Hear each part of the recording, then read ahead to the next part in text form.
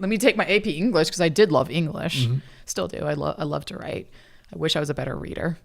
I would read more if I wasn't such a slow reader. No, same. I've only gotten into, dude, I can't do it. No. I can't do it. It's not that I don't like audiobooks, because I edited a few and there were just some really stellar, crazy, amazing actors on there. Like they would do the whole book and it wouldn't just be reading. It would be fucking acting, man. Yeah, I hear the Harry Potter ones are very good. It's nuts what some of these people do. Yeah. So I'm not against them, but there's something about, holding a book, paperback, small, and then just having it be in my kind of voice. There's something weird about it, because I was reading Neil Gaiman, and which one? I can't believe I keep talking about this fucking story, dude. I can't fucking believe it.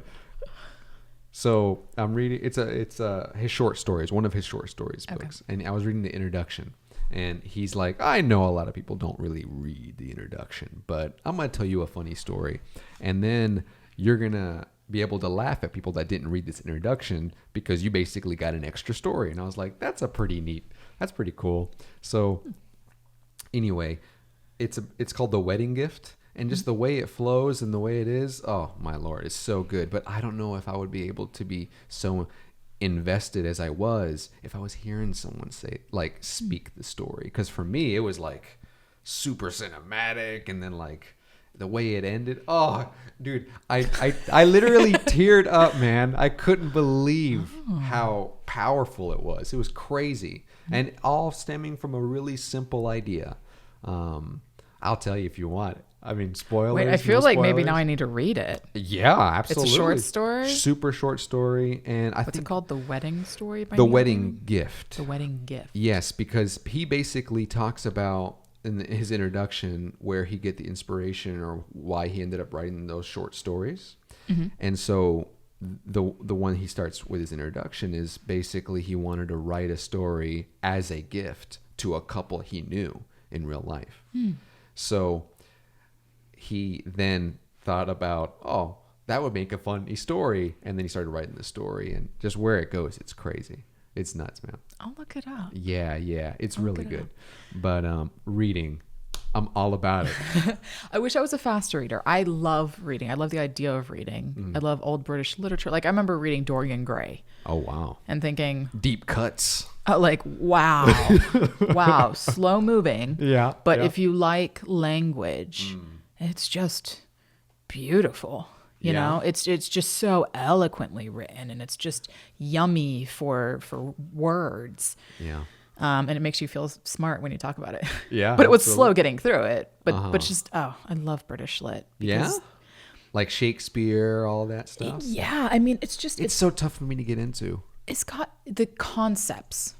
I love the concepts. So you look at Frankenstein, Jekyll and Hyde. No, but those are way more modern, though. Well, true. I love those books. Okay. Those books I'm all about. Let me reiterate from British lit to I love Gothic literature. That's awesome.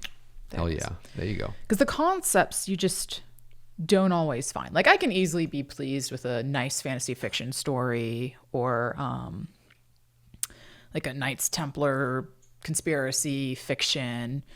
That stuff interests me, but the concepts behind stories like Dracula and Jekyll and Hyde and Dorian Gray, I mean, the fact of like physically manifesting your soul, it's just, they're just so dense and rich, vivid. Yeah. And it's just good thinking. Yes. Good thinking and good, yeah, I love it. I would love to, like, I don't want to say this because I don't want to steal my idea, but 2 scripts that one day I am going to write. Okay. 2 feature screenplays. I want to do... Hear it first here on the Saturday Santos show. All right, don't cool. steal my idea. Please don't. I want to do a female version of Jekyll and Hyde. Okay. And I want to do a female...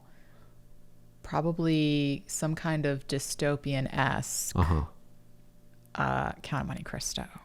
Okay. Oh my God, I love that story. It's a great story, dude. There's a musical. There's a musical to everything, dude. Oh, it's so good though. It's crazy. I mean, They one of did the it songs. You've listened to it. Oh You've my god, seen like it. on repeat. So it's only like been On repeat. performed in America like once. Okay. It was over in the UK, and then somebody brought like some school in New York, I think, did it, and I haven't found it anywhere. I will travel to see this musical. Is that right? I mean, the songs are great. He's like, "I will carry hell to your doorstep." Oh, it's amazing. It's so full of just emotion.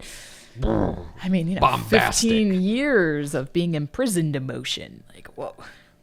Isn't that like Les Mis? Isn't that how long he was in prison whenever he stole that bread? So dramatic. Oh Is it Lord. 15 years?